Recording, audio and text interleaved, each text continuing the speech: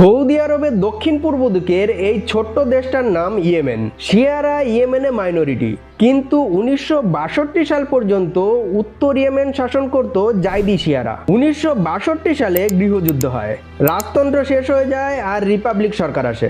এর ফলে জাইদি শিয়াদের রাজনৈতিক ক্ষমতা কমে যায় আর তারা ধীরে ধীরে নিজেদেরকে বঞ্চিত মনে করতে শুরু করে। এরপর 1990-এর দশকে সুন্নি সালাফি ইসলামের প্রভাব বাড়তে থাকে, জাইদি সংস্কৃতি ধীরে ধীরে পিছিয়ে পড়ে। এই সময়ে হুসেন বাদরেদ্দিন আল হাউতি নামে এক যুবক জাইদি ধর্ম আর সংস্কৃতিকে বাঁচানোর জন্য একটা আন্দোলন শুরু করেন। এই হুসেন আল হাউতির নাম অনুসারেই তার ফলোয়ারদের হাউতি বলা হয়।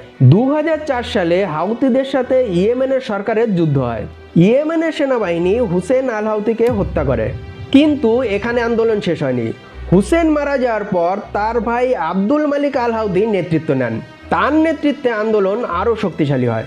2011 সালের আরব স্প্রিং হাউতিদের কাছে একটা বড় সুযোগ নিয়ে আসে। ইয়েমেনের সরকার দুর্বল হয়ে যায়, প্রেসিডেন্ট আবদুল্লাহ সালেহ পদত্যাগ করেন। হাউতিরা এই সুযোগ কাজে লাগায়, তারা রাজধানী সানা দখল করে নেয়। এরপর থেকেই তারা দেশের একটা বড় অংশ নিয়ন্ত্রণ করে। হাউতিদের এই পুরো আন্দোলনে একটা দেশ তাদের শুরু থেকে সাহায্য করে আসছে, আর সেটা হলো ইরান। তাই এখন যখন আমেরিকা ইরানের বিরুদ্ধে যুদ্ধ ঘোষণা করেছে, হাউতিরাও আমেরিকার বিরুদ্ধে যুদ্ধ ঘোষণা করেছে।